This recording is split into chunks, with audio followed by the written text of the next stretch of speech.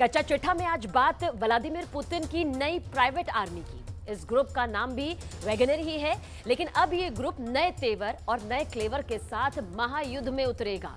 एक तरफ दुनिया के तमाम देश मौजूदा वैगनर ग्रुप में पुतिन की एक नई जान फूंकते हुए नजर आ रहे हैं, तो वहीं प्रिगोजिन की कब्र पर कमांडो तैनात कर दिए गए हैं। और सवाल यह है कि क्या प्रिगोजिन की लाश चोरी होने वाली है?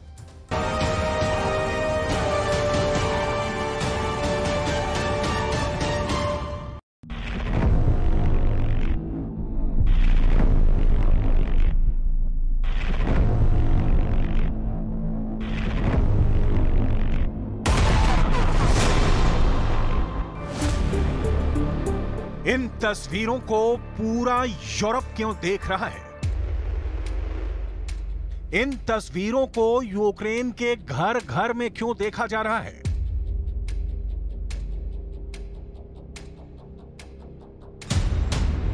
ये तस्वीरें रूस के चप्पे चप्पे में क्यों ट्रेंड कर रही हैं? अमेरिका की मीडिया में ये वीडियो क्यों सुर्खियों में है?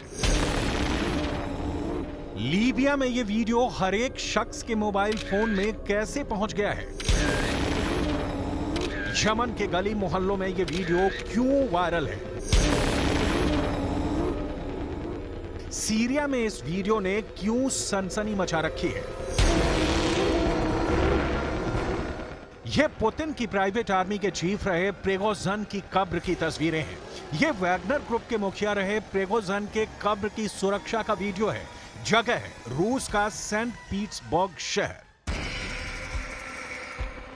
इस कब्रगाह के चप्पे चप्पे पर रूस के नेशनल गार्ड के जवान तैनात हैं। प्रिगोजिन की कब्र पर नेशनल गार्ड की क्यों तैनाती की गई है? प्रिगोजिन की मौत के बाद किस बात का खौफ है? क्या प्रिगोजिन की लाश के चोरी होने की आशंका है? प्रिगोजिन की लाश के साथ कब्र में और कितने राज दफन है? या प्रिगोजिन की कब्र से नए विद्रोह का खतरा है?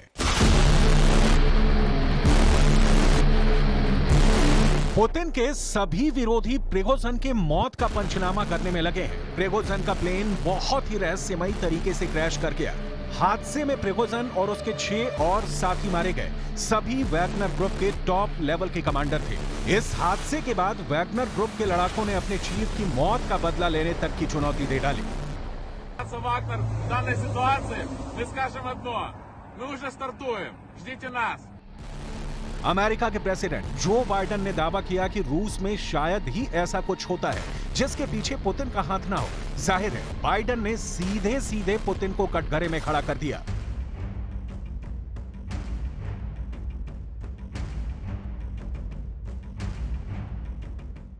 जिस वक्त प्रिगोजिन की लाश को मिट्टी दी जा रही थी, उस वक्त पुतिन अपने दफ्तर में मीटिंग कर रहे थे।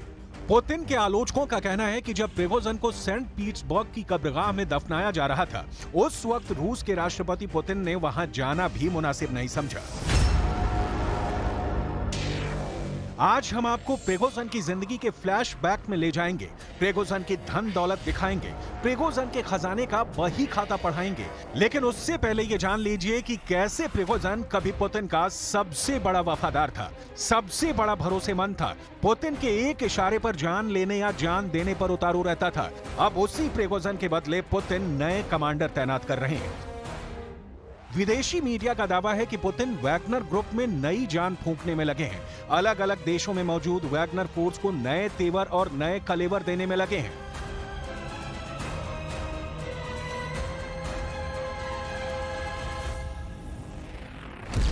बेलारूस में वैगनर ग्रुप के 5000 लड़ाके हैं। वैगनर ग्रुप के लड़ाके सीरिया में मौजूद हैं। लीबिया में बरसों से वैगनर लड़ाकों का जमावड़ा है। पश्चिमी अफ्रीका के माली में 1000 वैगनर लड़ाके तैनात हैं। सेंट्रल अफ्रीकन रिपब्लिक में भी 1000 वैगनर लड़ाके मौजूद हैं। सूडान में वैगनर ग्रुप के लड़ाके सेना को ट्रेनिंग देने में लगे हैं। वहीं रूस में वैगनर ग्रुप का बहुत बड़ा कैंप है, ट्रेनिंग सेंटर है।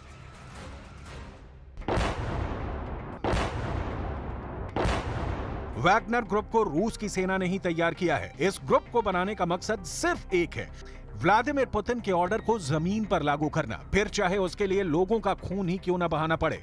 वैगनर ग्रुप पूरी तरह से रूस की सरकार के इशारे पर चलता है। इस ग्रुप के ज्यादातर लड़ाके रूस की सेना से रिटायर हो चुके फौजी ही हैं। वैगनर ग्रुप का सबसे बड़ा बेस या कहें कि ट्रेनिंग सेंटर पश्चिमी रूस के मॉकिन में है। मॉकिन में रूस का मिलिट्री बेस है और उसके काफी करीब वैगनर बेस है। रूस का मॉकिन क्राइमिया से भी नजदीक है और यूक्रेन से भी।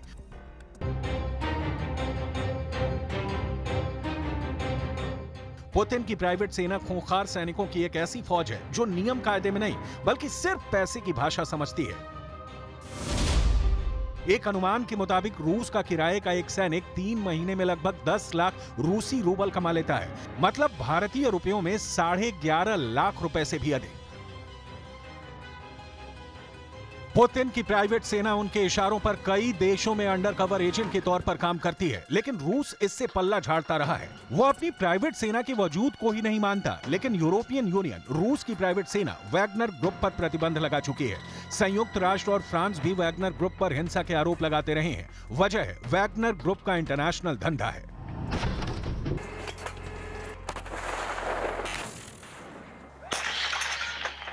पुतिन की प्राइवेट आर्मी की सेवा यूं ही नहीं मिलती, इसके लिए मोटी रकम चुकानी पड़ती है। वैगनर ग्रुप के सैनिक फिलहाल मध्य अफ्रीकी देश CAR यानी सेंट्रल अफ्रीकन रिपब्लिक में मोर्चा संभाले हुए हैं। हाल ही में हुई एक जांच में यह सामने आया था कि रूस ने अपने पड़ोसी बेलारूस में 2020 के राष्ट्रपति चुनाव के दौरान भी वैगनर ग्रुप के 200 से ज्यादा प्राइवेट सैनिक भेजे थे। इतना ही नहीं, रूस ने सीरिया में भी किराए के इन सैनिकों को छोड़े हुए हैं। वैगनर ग्रुप जिस भी देश में जाता है अपने काम के लिए तगड़े पैसे वसूल करता है। दावा तो यहां तक है कि रूस के इन किराए के सैनिकों ने IS के आतंकियों से सीरिया के गैस और तेल के कुओं से कब्जा छुड़ाने की एवज में तेल के कुछ कुएं ही रख लिए थे।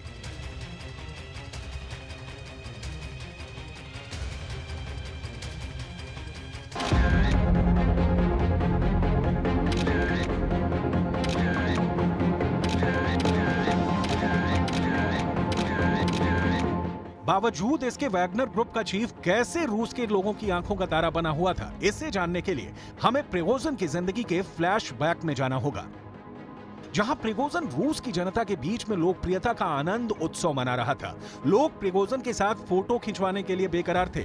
उस वक्त भी ये रिपोर्ट आई थी कि प्रिगोजिन की ये लोकप्रियता रूस के अंदर ही बहुत सारे लोगों को चुभ रही थी।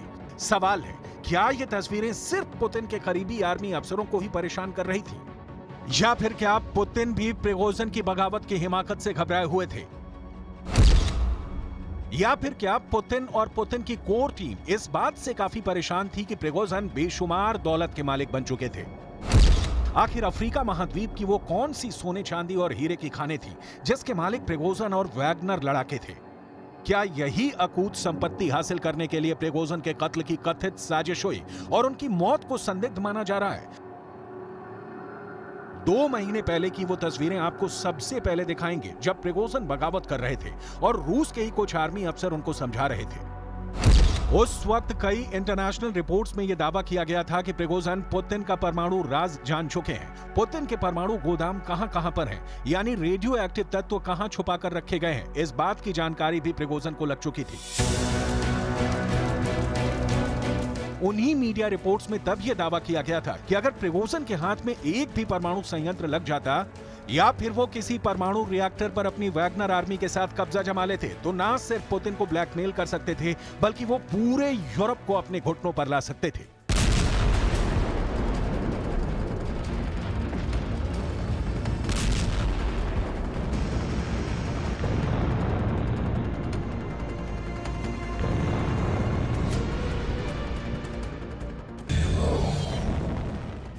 दावा है कि विद्रोह के दौरान वैगनर चीफ रूस के परमाणु बम पर कब्जे की फिराक में लगा था। वैगनर चीफ रूस के परमाणु बम पर कब्जा जमाकर दुनिया को डराना चाहता था, पुतिन को झुकाना चाहता था। वैगनर टीम का नेटवर्क दुनिया के 2 दर्जन देशों में फैला हुआ था।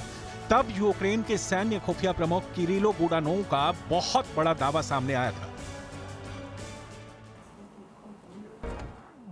Це надмалі ядерні заряди, які переносились в рюкзаках портативні.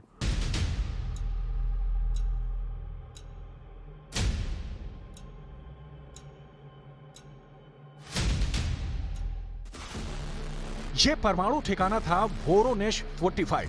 वोरोनेश 45 रोस्तोव से मॉस्को जाने वाले हाईवे के किनारे है। दावे के मुताबिक वैगनर ग्रुप के काफिले की एक टुकड़ी रोस्तोव से मॉस्को कूच के दौरान वोरोनेश 45 की तरफ बढ़ने लगी थी। उस वक्त वैगनर ग्रुप के लड़ाके रूस के परमाणु ठिकाने के 110 किलोमीटर के करीब पहुंच गए थे। Це ще одна з причин, чому вони пішли саме туди. Бо використати ядерний заряд, скажімо так, для балістичної ракети, в принципі, ти не зможеш. रूस के परमाणु शस्त्रागार के बारे में दुनिया जितना जानना चाहती है, रूस उसे उतना ही छिपाता रहता है। दुनिया भर की खुफिया एजेंसियों की नजर रूस के परमाणु ठिकानों पर रहती है। ऐसे में अगर प्रिगोजिन रूस के परमाणु ठिकाने पर कब्जा कर लिया होता तो अनर्थ हो जाता।